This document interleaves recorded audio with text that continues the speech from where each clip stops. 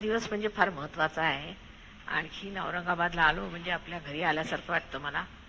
जवळच इथून पैठण म्हणजे प्रतिष्ठान आहे, तिथे आमचे पूर्वज राहिलेले आहेत. ते सगळं आपल्याला माहितीच आहे. पण आज सांगायचं म्हणजे असं की सहयोगाबद्दल फार गहन असता पाहिजे. आता इथे 36 देशातले लोक आलेले आहेत आणि त्यांना गणपती कशाशी खातात ते माहिती. तिथून सुरू गणपतीचा ज्यांनी माहीत नाही, ज्यांनी गणपती काय ते पाहिलेलं नाही, त्या लोकांनी इतकं ध्यानधारणा करून इतकं मिळवलं आहे आणि इतके गहन उतरले, तर आपण किती मिळवायला पाहिजे आणि आपण किती पुढे जायला पाहिजे. पण तसं आपलं होत नाही. कारण त्याला रशियाला जाऊन माझ्या लक्षात आलं की रशियामध्ये हजारो लोक सहयोगात आले. हजारो 2000 बाहेर तर 2000 आतमध्ये हॉलमध्ये. परत दुसऱ्या दिवशी सकाळी म्हटलं तर 4,000 परत. आणि त्यांना पार केल्यानंतर ते जमतात. सकाळी उठून शिस्तशीर म्हटलं 4ला आंघोळ करायचे, 4ला आंघोळ करून ध्यानाला बसतात 5 वाजता. 5 ते 6 पर्यंत ध्यानाला बसतात. सगळे यच्चे आहोत. पण आपल्याकडे तसं नाही. आपल्याकडे सगळ्या कर्माला आपल्याला वेळ आहे. आता बहिणीच्या, मुलीच्या, अमक्याच्या तमक्याच्या लग्नाला जाऊ. अजून आपल्यामध्ये त्याचं हे खूप आहे. म्हणजे कुसंस्कार आहेत ते सगळे. ही माझी बहीण, ती सहयोगिनी नाही तर ते आपले काही नातं नाही त्याच. ह्याची सोयरे होती म्हणून सांगितलेलं आहे ज्ञानेश्वरांनी. तुमचे स्वैरिक हे, ती स्वैरिक आता विसरायची. आता तुम्ही सहज धर्मात आला की ती स्वैरिक विसरून आता ही तुमची स्वैरिक आहे. ह्या मंडळींना बघा, सगळं सोडून तुमच्यासारखे वस्त्र घालून बसले ती. तसंच आपणही आपलं हृदय उघडलं पाहिजे. माझी बहीण अशी, आता कुठे गेलं की माझ्या भावाच्या आईला, भावाच्या बायकोच्या आईला अमुक रोग आहे म्हणून हजर करतो पहिल्यांदा. सगळा हाच विचार की माताजींचा कसा उपयोग करून घ्यायचा. अरे माझं काय फायदा करून घ्यायचा आहे, मला आत्म्याला मिळवायचंय, मला आत्म्यामध्ये उतरायचंय, माझं स्वतःचं उत्थान मला करून घ्यायचं आहे. ह्याच्यात राहिलं काय, बाकी सगळं तर आहेच, त्याला काही अंत नाही. अमुक झालं तमुक झालं, नुसते जगावरचे प्रश्न माझ्यासमोर ठेवायचे. मग मला असं वाटतं की हे लोक देवाला शोधतायत का काय, जगाच्याच काहीतरी गोष्टी शोधत फिरत. आणि सहयोग वाढायला पाहिजे. जो आपला वारसा आहे, हजारो वर्षांनी जी इथे संत साधूंनी एवढी मेहनत केली नाही, या जमिनीत आपलं रक्त होतेलं आहे, त्या ठिकाणी तर सहयोग एकदम वाढायला पाहिजे. पण आता एखादा दुष्ट येऊ द्या, भामटा येऊ द्या, पैसे घेणारा येऊ द्या, की हजारो येऊन उभे राहते. ते सत्य साईबाबाचं भूत असलं किंवा कोणाचे भूत असलं, ते पहिल्यांदा त्यांच्या पायावर हजारो लोक येणार. तर तो देतो काय ते बघा. म्हणे हिरे देतो. अहो हिरे घ्यायला तुम्ही बाजारात जा, त्याला देवधर्म कशाला पाहिजे असा. हा काही देवधर्म झाला आजपर्यंत कोणत्याही संतांनी किंवा कोणत्या अवतरणाने हिरे आणि हे वाटले होते का. आणि तो तुम्हाला देणार नाही, तो श्रीमंत लोकांना देतो आणि घेतो त्यांच्याकडनं. मग ह्या अशा गोष्टींमध्ये फसून आपण जे आता पाहून चाललोय ते जरासं सुधारायला पाहिजे. आणि तेच मला आश्चर्य वाटतं की हिंदुस्थानामध्ये सहयोग तेवढा पसरत नाही, एवढा पसरत नाही. आता पुण्याला, मुंबईला किंवा म्हणतो दिल्लीला बरं चाललंय. पण तरी सुद्धा तुम्ही सगळ्यांना जाऊन सांगायला पाहिजे की आता तुम्ही बसलेत कशासाठी, आत्मसाक्षात्कार घ्या. याच्यासाठी सगळा धर्म केला आजपर्यंत, एवढी मेहनत केली, आता याच्या पुढे काय करायचंय, तुम्हाला काय मिळवायचंय, बोलायला पाहिजे. पण आपण आपल्याला असतो आणि ते आपले गुरुचे झेंडे लावून फिरतात. आणि सगळे भामटे आहेत इथून तिथून. मी सांगते तुम्हाला, सगळे भामटे. त्या गुरूंमध्ये मला असं काही दिसत नाही. असला तर मी स्वतः सांगेन की आहे म्हणून. पण सगळे इथून तिथून भामटे आहेत, मी तुम्हाला लुटायला बसले. त्यांचं तुमच्या प्रॉपर्टीवर, पैशावर, बायकांवर, मुलांवर, सगळ्यांकडे नजर, पण तुमच्या आत्म्यावर नजर नाही. तेव्हा तुम्हाला स्वतःचं भलं करून घ्यायचं आहे ना. कोणत्या तरी गुरुच्या पाठी लागू आपण वाया जाऊ, हीच कल्पना सुद्धा तुम्हाला येत नाही. बहुतेक लोकांना कॅन्सरचा रोग, हा रोग ह्या गुरूंच्यामुळे होतो. कारण हे काहीतरी प्रेतविद्या, स्मशानविद्या, भूतविद्या करतात सरळ, आणि लोकांना आपल्याकडे आकर्षून घेतात आणि पैसे काढत असतात सारखे तुमचे. काय गुरुला तुमच्या पैशाची काय गरज असायला पाहिजे. आज आम्ही श्रीमंत घराण्यातले, साहेबांची मोठी पदवी म्हणून आम्ही सगळं घालतो. उद्या जर आम्ही गरिबाच्या घराण्यात जन्माला असतो, गरिबीत राहिलो असतो, आम्हाला काही त्रास होत नाही कुठे झोपायला. काय तुम्ही म्हणाल तर इथे मी झोपू शकतो. पण ह्यांचं लक्ष कुठे आहे, ह्यांचं पाहिलं पाहिजे. नशे अनेक गुरु आहेत तरतरीचे, त्याचं एवढं बोकाळलेलं आहे. ते गजानन महाराज, केवढा त्रास झाला बाबा मला त्या माणसाचा, भयंकर त्रास आहे काय म्हणा. ते फारच वाईट मनुष्य होता. ज्यांनी त्याची पोथी वाचली त्याला काही ना काहीतरी रोग होणार. 50 वर्षापर्यंत तो मनुष्य टिकला तर नशीब समजायचं. आता मी स्पष्ट सांगते तुम्हाला. म्हणजे आता त्याच्या पोथ्या बिथ्या त्या गोदावरीत घेऊन घाला. ज्यांनी त्यांच्या पोथ्या वाचल्या त्यांचे चेहरेच असे होऊन जातात की विश्वासच वाटत नाही. सहयोगात येऊन सुद्धा चालू असतं त्यांचं काम. तर इकडे लक्ष घालायला. धर्म म्हणजे काय? धर्म म्हणजे आपल्यामध्ये जी धारणा होते, धारे तीचा धर्म. जी आपल्यामध्ये धारणा होते तोच धर्म आहे. आणि ती धारणा काय आहे तर आपल्यामध्ये 10 धर्म आहेत. ते धर्म आपल्यामध्ये जागृत झाले पाहिजे. ते कुंडलिनीशिवाय होऊ शकत नाही. उद्या मी म्हटलं तू खोटं बोलू नकोस, तसं जमणार नाही. म्हटलं चोरी करू नकोस, ते जमणार नाही. उद्या म्हटलं की तू कोणतरी लंथन करू नकोस, कुणाला दुखवू नकोस, तसं जमणार नाही. पण हे धर्म आपोआप आतमध्ये जागृत झाले. पण सांगायची गरज काय? आपोआपच घडतं. सगळं काय आपोआपच सुटतं. काही सांगावं लागत नाही, आपोआपच सगळं होतं. कारण तुमच्यात ते धर्म आहेत. जसे आहे तुम्ही पणत्या लावल्यात किंवा समया लावलेल्या आहेत, त्या समयांना फक्त जर दीप लावला तर त्यांचा प्रकाश येणारच की. तसाच तो प्रकाश, पण तो कार्यान्वित होतो. तो नुसता प्रकाश नाही, त्याचं कार्य घडतं. आणि त्या कार्याने मनुष्याला सशक्तता येते. सशक्त झाला, त्याच्यात ती शक्ती आली म्हणजे मग तो कोणत्या यायला मला जुमानत नाही. आणि केवढं मोठं आपल्याजवळ दान आहे. साधू संतांचं आहे, शिवाजी महाराजांचं आहे. काय पुरुष होता तो? तो पण एक आत्मसाक्षात्कारी महापुरुष होता. तोही आपल्या इथे असून गेले.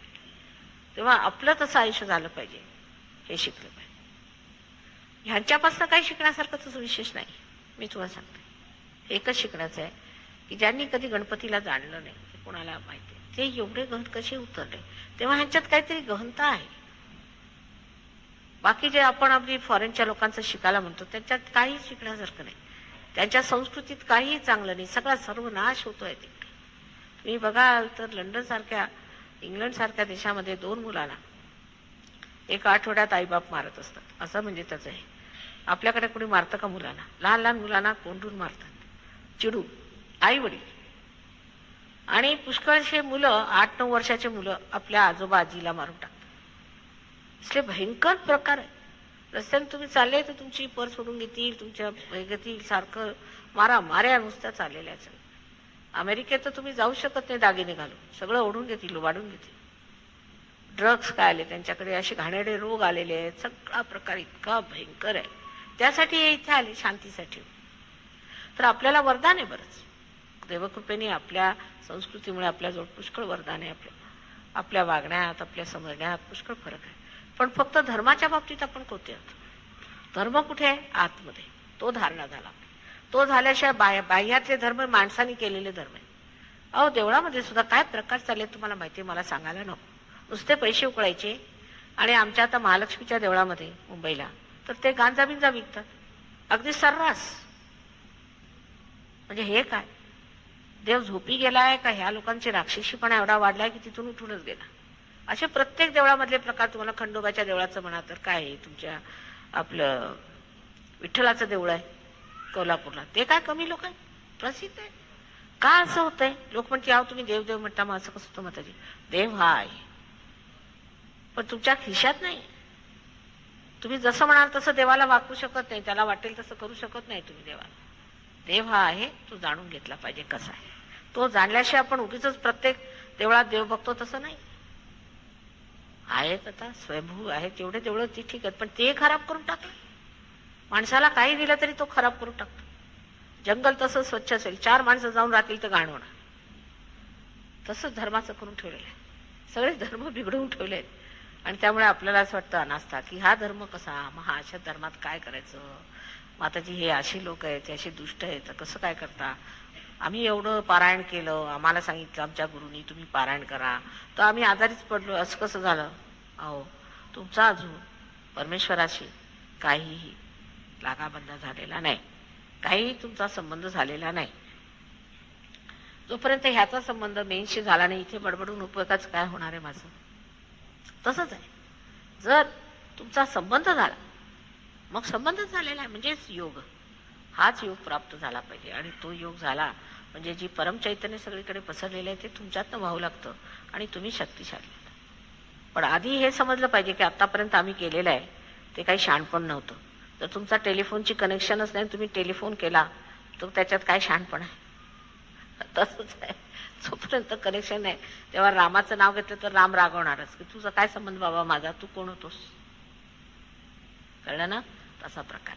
तेव्हा काही मंत्रफंत्र काही म्हणत असाल ते सध्या सोडून आधी तुम्ही सहयोग धारणा करा.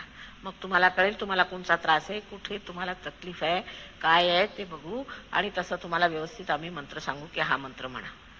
त्याचं मोठं ज्ञान आहे, मोठं त्याचं शास्त्र आहे. उठल्या सुटल्या एक मला मंत्र दिला, काय अमका काय तमका, अरे काय बघू दिला का काय असं देतोय. आणि त्याला पैसे दिले, गाडावही दिल ते, त्याला कशाला गुरु पाहिजे मंत्र द्यायला.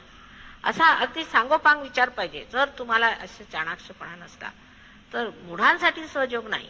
रामदासांनी सांगितलं मूढांसाठी नाही. रामदासांना विचारलं केवढी वेळ लागतो कुंडलीनी जागृत करायला, केवढा वेळ लागतो. तत्क्षण शब्द वापरले, तत्क्षण, त्या क्षणीच कुंडली जागृत होईल. पण अधिकारी पाहिजे. अधिकारी असला तर जागृती होणार, अधिकारी नसला तर कधीच होणार नाही. अधिकारी म्हणजे त्या माणसाचं आयुष्य, त्याचं वागणं जरी कसंही असलं किंवा काहीही असलं तरी पहिली गोष्ट पाहिली पाहिजे की हा कुंडलिनीचं जागरण करतो की नाही. जर तुमच्याकडनं तो पैसे उकळतोय तो काय तुमचं जागृती करणार. तो तर तुमचा मिंदा, तुमचा नोकर. तुम्ही राहाल का कोणाच्या दमावर. तुम्हाला जर म्हटलं येऊन तुम्ही फुकटखोरी कराल, तुम्ही कराल का, नाही करणार. तर त्याला तेवढाही मान नाही. फुकटखोरी करून राहतोय, खोटं बोलून राहतोय. तर सत्यावर उतरायला पाहिजे. जर सत्य धरलंय तर जे सत्य आहे तेच मिळालं पाहिजे मला, असा हट्ट धरायचा. तेव्हाच तुम्हाला सत्य मिळेल आणि वास्तविकता मिळेल. आणि नाही तर असत्यावर उभे राहिले तर असत्य मिळेल. आणि असत्याने तुमचा संतोष होणार नाही, समाधान मिळणार नाही. आणि ज्यासाठी एवढी धडपडाट आहे, ज्यासाठी तुम्ही उपास करता, ज्यासाठी जे तुम्ही त्रास उचलले, देवाला टाहो फोडला, ते सगळं तुम्हाला दारातच आहे. म्हणून आपल्या हृदयातच आधी परमेश्वर ओळखला पाहिजे. आपल्या हृदयात जो परमेश्वर मिळेल त्यानेच आपण जाणू शकू, त्यानेच आपल्याला सत्य मिळेल. एकमेव सत्य कळेल, सत्य काय आणि खोटं काय. सध्या तरी आपली अशी स्थिती अर्धांतरी. सध्या आपल्याला जोपर्यंत आपला परमेश्वराशी संबंध झालेला नाही तोपर्यंत परमेश्वराबद्दल काही धारणा करून परमेश्वर होत नाही. परमेश्वराची तुम्ही धारणा करू शकत नाही, ती आपल्यामध्ये धारणा झाली पाहिजे. परमेश्वर हा असा, परमेश्वर हा तसा. मग त्याला शिवाय द्यायच्या, साखळी घालायची की तुझं मी एवढं केलं, माझं का नाही करत. अरे पण तुझा संबंधच नाही बाबा. परमेश्वराचा काय दोष आहे. परमेश्वराने जर तुमचं काही केलं नाही त्याच्यात त्याचा काय दोष आहे. तुमचा आता संबंध नको व्हायला का.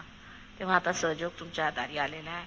सगळ्यांनी सहयोग स्वीकारावा आणि त्याचं वर्णन करावं. इतकंच नव्हे पण तो आपल्या डोक्यावर धरून सगळ्यांना सांगितलं पाहिजे. तर पुढच्या वेळेला मला आशा आहे की तुमच्या औरंगाबादला आणखी बरीच मंडळी येते. आता बाहेरून इतके आले तर इथले गावातले जास्तच पाहिजे त्यांच्यापेक्षा. तर आज बघूया संध्याकाळी कसं काय होतं ते.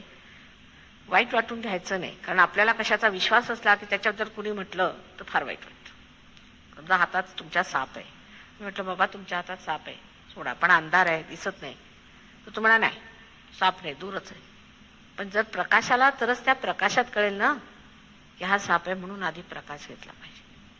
तेव्हा सगळ्यांनी पूर्णपणे लक्षात घेतलं पाहिजे, सहयोगाने सुद्धा, की अजून ज्यांना प्रकाश मिळाला नाही त्यांना प्रेमाने समजावून वळवून घ्यायचं. त्यांना म्हणायचं बघा आमचं आयुष्य कसं बदलत चाललंय. मग तुम्हाला आश्चर्य वाटेल, सगळ्या गोष्टी पुढ्यात येतील. आधी ते मागायचं नाही, आधी मागायचं आम्हाला प्रकाश दे, आधी आम्हाला परमचैतन्य दे, आणि त्याच्यानंतर सगळं पुढ्यात जिथे जाल तिथे अगदी समोर दत्त. काहीही कोणतेही प्रश्न राहणार नाही, सगळं अगदी व्यवस्थित होते. तेव्हा तुम्ही कृपा करून सहयोगामध्ये गहनता प्राप्त करा.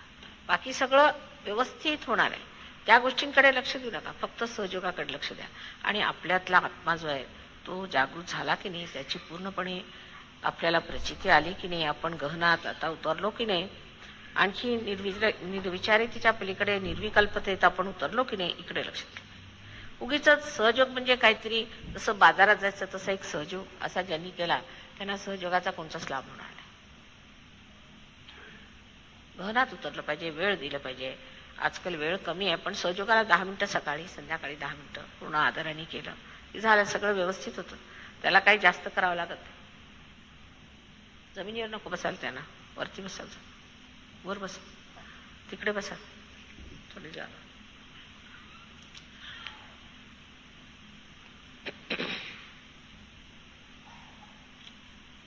तर एकंदरीत चांगला सांगोपांग विचार करायचा. आपल्याला आयुष्यात काय मिळालंय, आपण काय मिळवलंय, लोकांशी असं बोलायचं. काय हो काय मिळालं, तुम्ही एवढं जप ताप केलं, हे केलं, लावून घ्या. चला आईसमोर असं कपाळ घेऊन यायचं नाही. आम्ही काही मानत नाही, ते मानतच नाही. कसलं काय नाही, कसलं काय. पुरुषांना वैधव्य येत नाही, फक्त बायकांनाच येतं. काय आम्ही मानत नाही. बेकारच्या गोष्टी सगळी अंधश्रद्धा आहे. आपल्याला ती अंधश्रद्धा ठेवायची नाही. पहिल्यांदा डोळे उघडायचे, प्रकाशात यायचं आणि जे व्यवस्थित ते बघायचं. रूढीगत, फार रूढीगत आहे सगळं. त्या रूढीला तोडून टाकलं पाहिजे आणि समजलं पाहिजे की आपणच त्या मोठ्या मंदिराचे आपणच खांब आहोत आणि आपल्यावरच तो सगळा आधार होणार. तर तुम्ही सुरुवातीचे सहयोगी आहात म्हणून मी तुम्हाला फार समजावून सांगितलं, पण तुम्ही काही सगळ्यांना सांगत सुटू नका. हळूहळू त्यांची सुटका करा. नाही तर जाऊन सांगितल्यावर की अरे बाबा तुझा हा गुरु आहे, त्याला सोड, तर ती तुम्हाला मारायलाच धावती. तर शहाणपणा कर, व्यवस्थित आरामात समजून त्यांना सांगायचं, हे सोडा, याने काय मिळालं तुम्हाला, इतक्या दिवस तुम्ही केलं तर काय मिळालं, तुमच्या आईवडिलांना काय मिळालं, आता हे कशाला करता फालतूचं. जे खरं आहे ते म्हणा. तुम्ही स्वतःचे गुरु होऊ शकता, मग का नाही करावं. आता आम्ही एवढं कार्य काढलेलं आहे, तर तुम्ही ते करावं आणि